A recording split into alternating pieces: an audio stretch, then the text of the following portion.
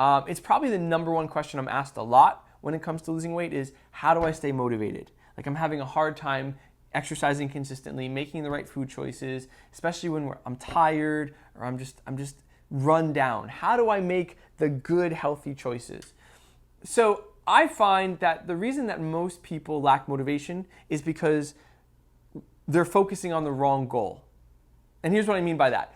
If you have a goal to lose 30 pounds or 50 pounds or 100 pounds or to fit into a certain pant size or to look like a celebrity, then you're focusing on the wrong goal.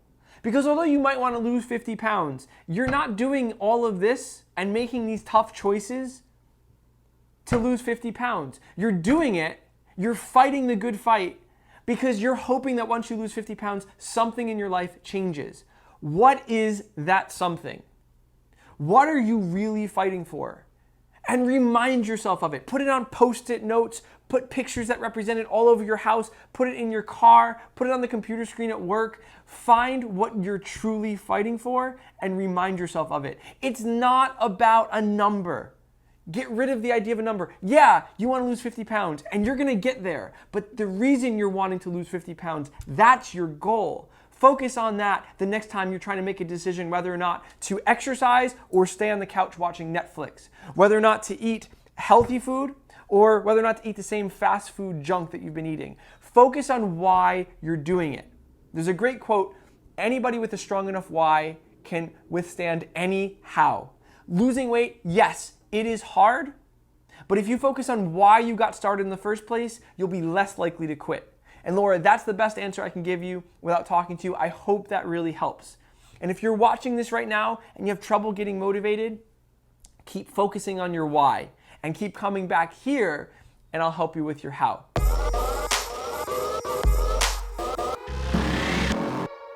Hi, I'm Chris Barlas and you're watching episode 12 of Weight Loss in the Daily, where today I want to talk about something that's really important to me and I really wanted to share with you.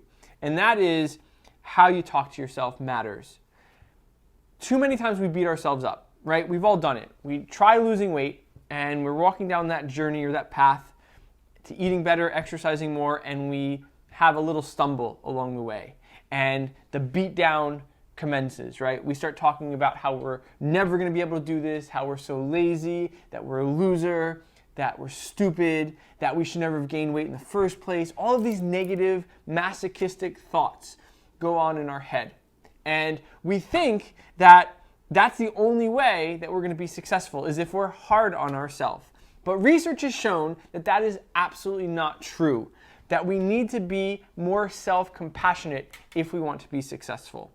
Now, I know you've probably heard this concept before, but here are the reasons behind it. We think that if we're hard on ourselves, that we'll be much more likely to be successful. And we've learned that from our parents, because when we're kids, we actually grow up not having a whole lot of self-discipline because that part of our brain isn't formed until early adulthood. So growing up, we need to be yelled at. We need to be disciplined. That's how we learn right from wrong. But too many of us now still treat ourselves as if we're children. We talk horribly to ourselves. And unfortunately, we do it when we're already miserable, right? When we stumble, we don't feel great. Right? When things go bad, we feel kind of bad about ourselves and we make it worse because we start beating ourselves up. That's like seeing somebody on the street who you've just stumbled across who's bruised and beaten and kicking them more, right? If we saw somebody like that, would we keep pummeling them? No, we would be helpful and we'd be compassionate towards them. That's how we need to be to ourselves when we're struggling or when we're stumbling. Just because we took a lapse doesn't mean we're failures. Right? In fact, nobody has ever been successful at achieving their goal without failing numerous times. It's normal. The difference between success and failure is what you do when you stumble. If you beat yourself up, it's only going to make things worse. Because when you beat yourself up more, you're going to feel worse. And when you feel worse, you're going to give up. Think about it. If you're doing this now, if you're consumed by the self-discipline mentality, where when you think of the word discipline, what do you think of? Punishment. And if you're thinking to yourself, well, if I'm too easy on myself, I won't achieve my goal. That's bullshit. If that's what you've been thinking all along, how is it working for you? Probably not well. So be more compassionate towards yourself. It's okay to try something and fail. It's okay to give in from time to time. It's normal. There's nothing wrong with you. Treat yourself like you would any friend who is in need or who is struggling, right? How would you talk to them? Because I bet if you talk to other people the way you talk to yourself, you probably wouldn't have a whole lot of friends. Am I right? Right? It's something we all struggle with, myself included. But the best way of combating this and to become more self-compassionate is to become aware of what we say to ourselves. Because what we think is basically our way of communicating with ourselves. Thinking about things and saying internally what we feel about ourselves is our way of talking to ourselves. It's how we develop relationships with ourselves. So if you want to have a stronger, more compassionate relationship with yourself, which ultimately will lead to weight loss, then listen to what you're saying. And if you hear yourself starting to get a little too harsh, take a step back, take a deep breath, and think things through. And ask yourself, okay, what went wrong?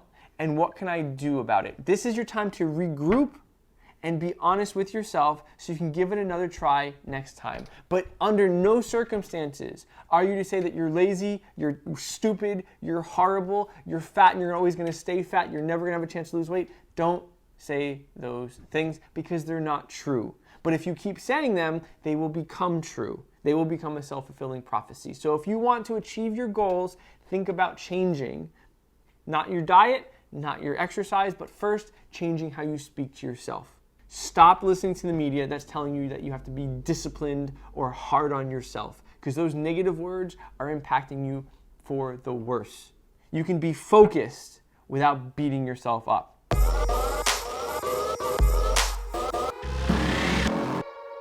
Hey there, it's Chris Barlas. Thank you so much for checking out another episode of Weight Loss on the Daily. And today, I wanted to share something with you that I was literally inspired to share a couple hours ago after talking with one of my clients. And they asked me not to use their name, but after talking with them, I just knew that this is something that I wanted to talk about in today's episode.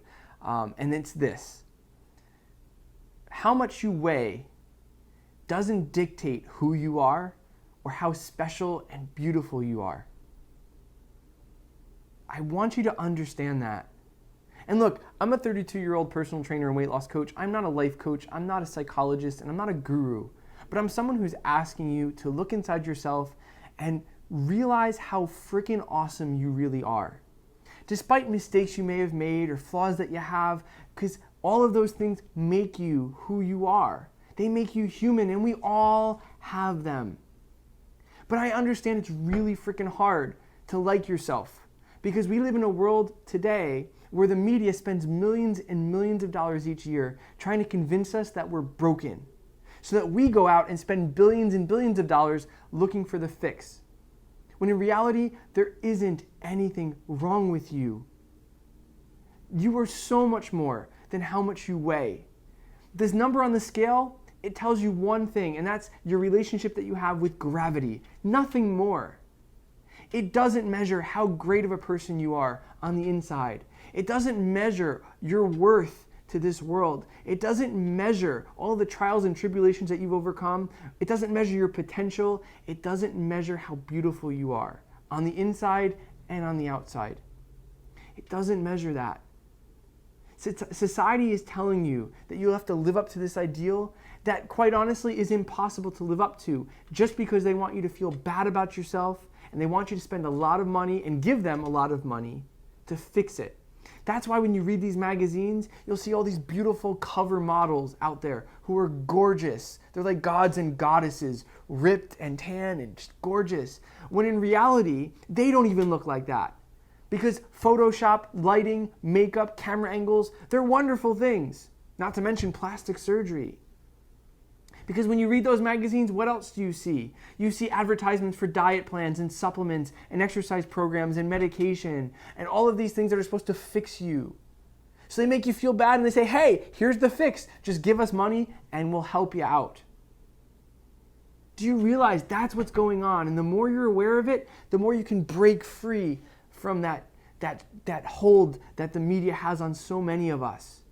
And realize that you are special because you're the only you walking around in this world.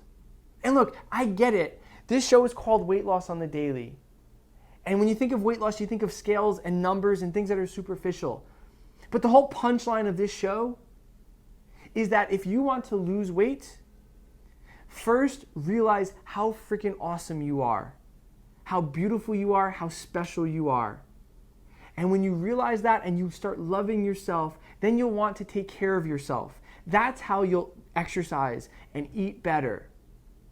Because you'll want to do those things because you'll want to live longer. You want to be your best self. You want to be more confident. You want to enjoy life more because you'll think that you deserve it. That's the punchline. That's what weight loss on the daily is supposed to reflect. And yeah, other episodes I give you more tactical things like drinking water and how to control your portions and the best types of exercises. But the biggest punchline is you have to love yourself first and be happy with you in your own skin now. Because once you do that, you'll want the best for yourself. And that's how you'll get healthier, that's how you'll get fit, and that's how you'll live the best life that you were always meant to live. Don't let anybody in the media make you feel bad. Don't let anybody in the media take away your best life. Hold on to it. That's really your why.